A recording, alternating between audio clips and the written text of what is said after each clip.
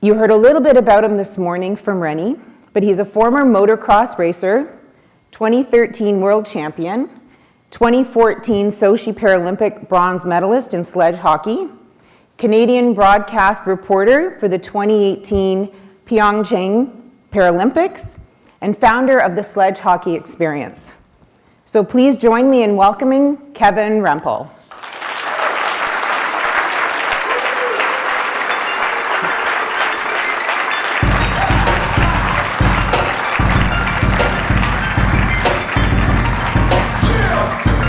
It's a real honor to meet you, Kevin. Thank you for being here with us. Pleasure meeting you. Thank you so much. Thank you. Clicker's up there for you. Okay. Good afternoon. So, raise your hand. Have you listened to podcasts? Does any of you listen to a podcast on a regular basis out there? Nobody? Oh my gosh. We gotta get you some cell phones here and teach you technology. Forget it. Here we go. So, one of my favorite things these days is especially to listen to podcasts as much as possible, more than music, when I'm just killing time on the road. And one of my favorite podcasts that I love today is called The School of Greatness by Lewis Howes. If you have an opportunity to get into some podcasts, I'd really encourage you to check this out. He's a former handball player from the United States and gets some amazing guests on every show. One of my favorite episodes is when he had on a guy named Eric Weinmeier. And I don't know if you may have heard of him before, but he's completely blind and is very famous and renowned for climbing all 7 summits, including Mount Everest, and kayaking the Grand Canyon completely blind with a guide. And he has a really remarkable story of just before he was losing his vision around the age of 8, when he was watching on television, he was about this far away from the screen, that he could just feel the static electricity, but as his vision was disappearing, he could just barely see a figure, and he was watching Terry Fox run across Canada. And in that moment, he says one of the last memories he has of actually having vision is seeing the look on Terry Fox's face, trying to run across Canada and raise awareness.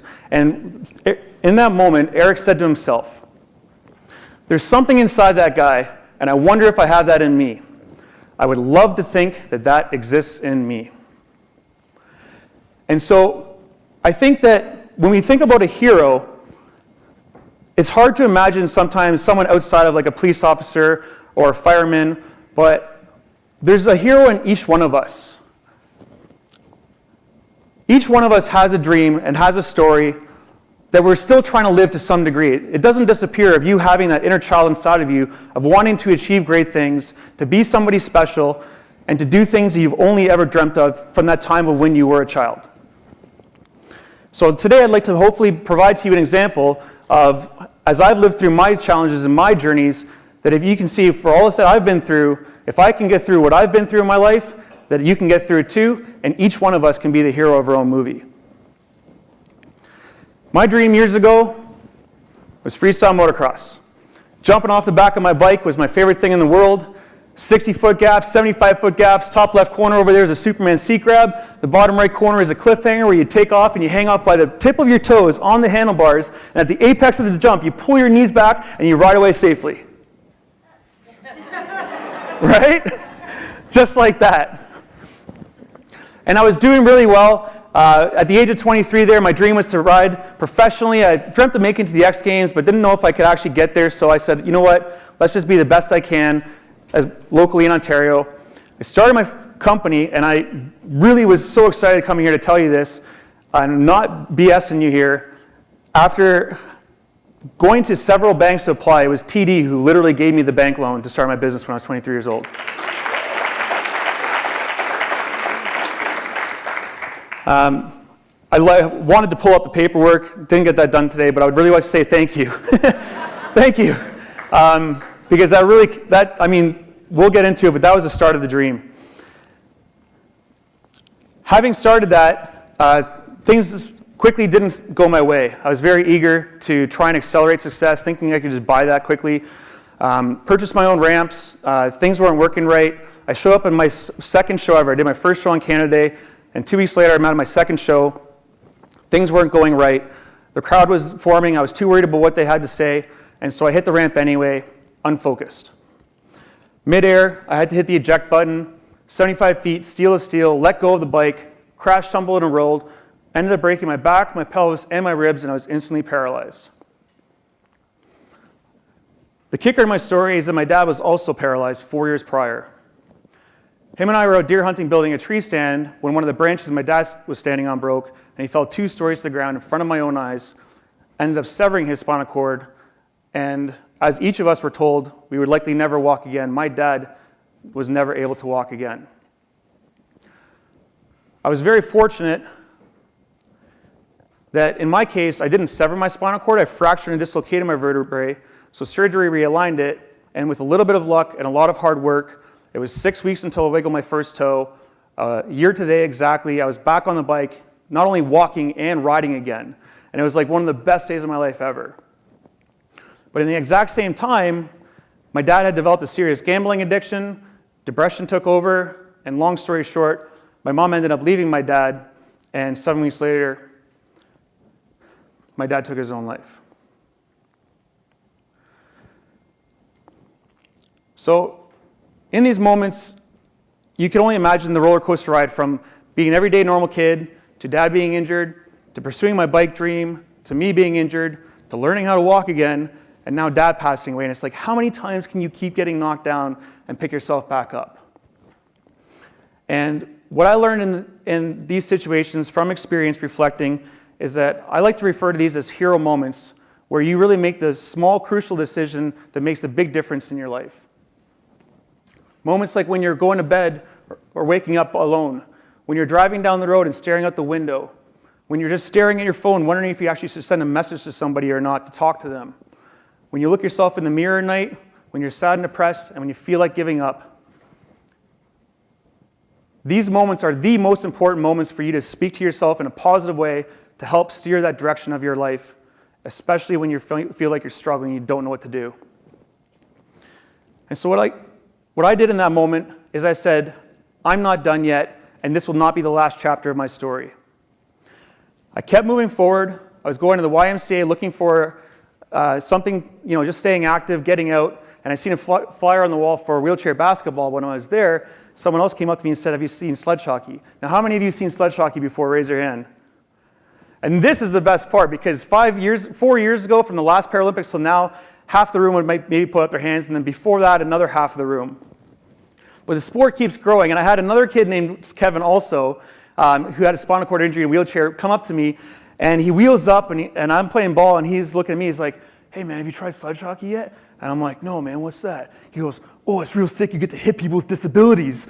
And I'm like, what? I'm like, what are you talking about, man? That sounds so wrong. I'm like, where do I sign up?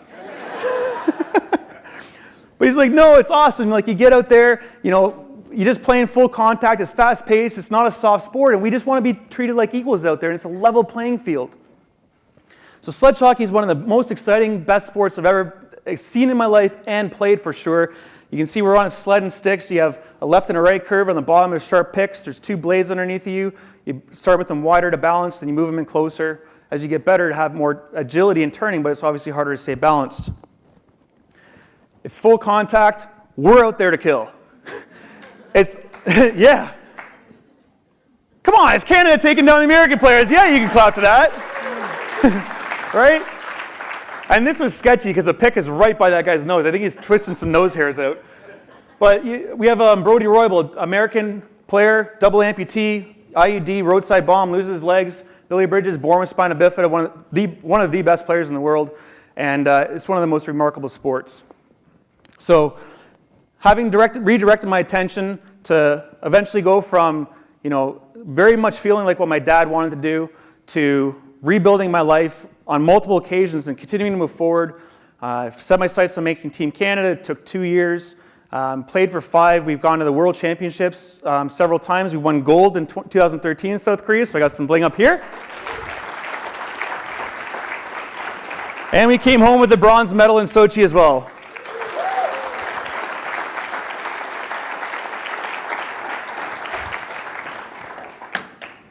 And so it's been one heck of a ride. It's something that I wouldn't trade for anything. It's brought me around the world, and I never in my life thought I'd be a public speaker, but to have the opportunity to be here and share my story today, that's just it. You just have to keep on going. And so before I leave here today, I'd like to just leave you with a few thoughts about, from these experiences, like how can you start to take some simple principles to learn how to, what I believe, like I said, take these hero moments, in these moments of challenges and tragedy and adversity, and to turn your life into what Jim Rohn wrote in one of my favorite sorry, I'm so excited. Jim Rohn, one of my favorite motivational speakers, says, you can't change your destination overnight, but you can change your direction. You can't arrive at a new destination in a heartbeat in a split second, but in this exact moment, you can begin a brand new direction. So, moving past sledge hockey, I'd like to just show you that it's possible. You never know what that next door is going to look like, but you'll never know if you don't actually pursue that and if you try to open it. We all have our own story. We all have to believe that we can get there, and it takes courage and resilience for you to stand up and be this hero. So the 3 things I'd like you to leave with today to think about are, number 1, accept responsibility.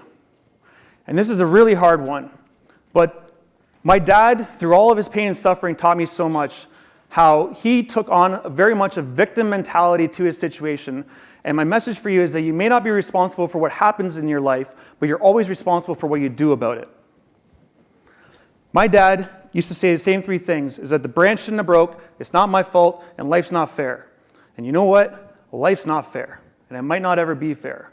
But when the branch broke and my dad fell from a tree, to me hitting the ramp and crashing my motorcycle myself, or if you get diagnosed with an illness and you can't control, or you do something wrong and maybe you lose your job or your relationship, whatever that case may be, is that you're always responsible for what you do about it.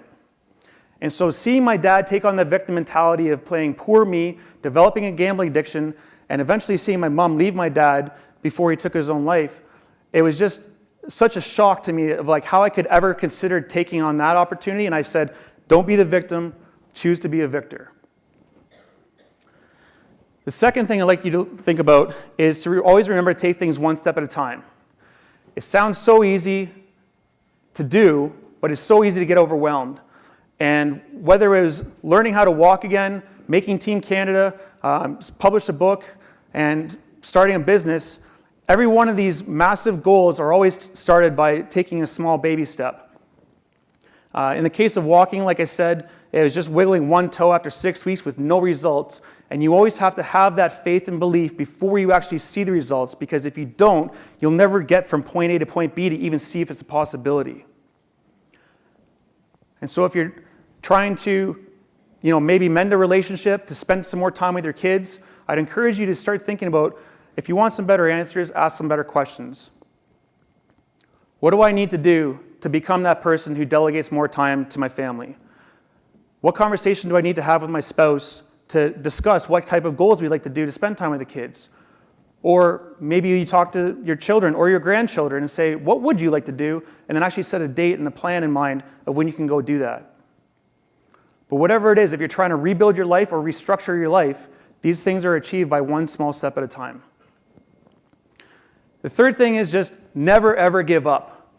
I could never ever have been here standing today had I given up.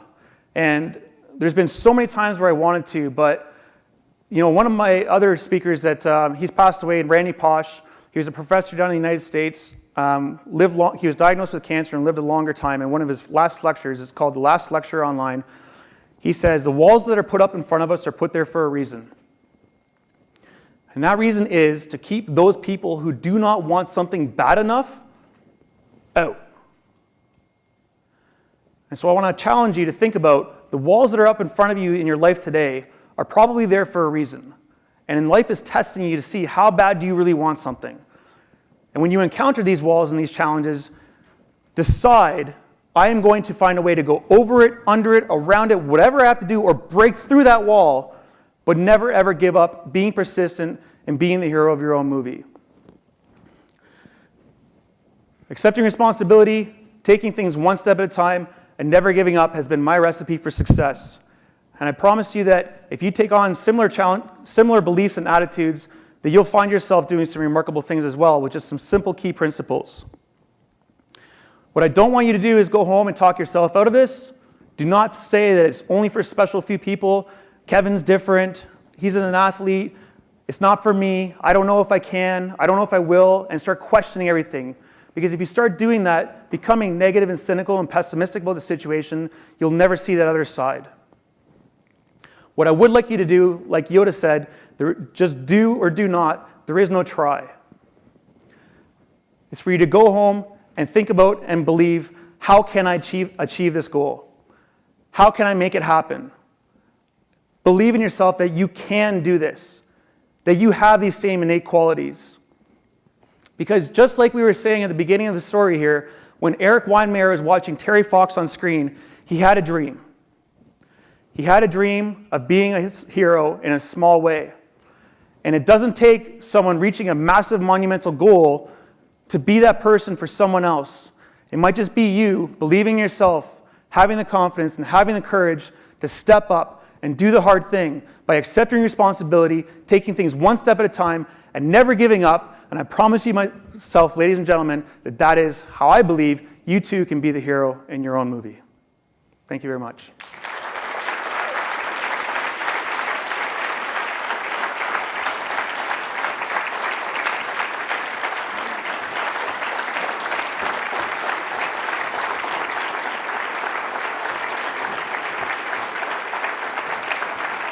Thank you very much. I really appreciate it. Thank you.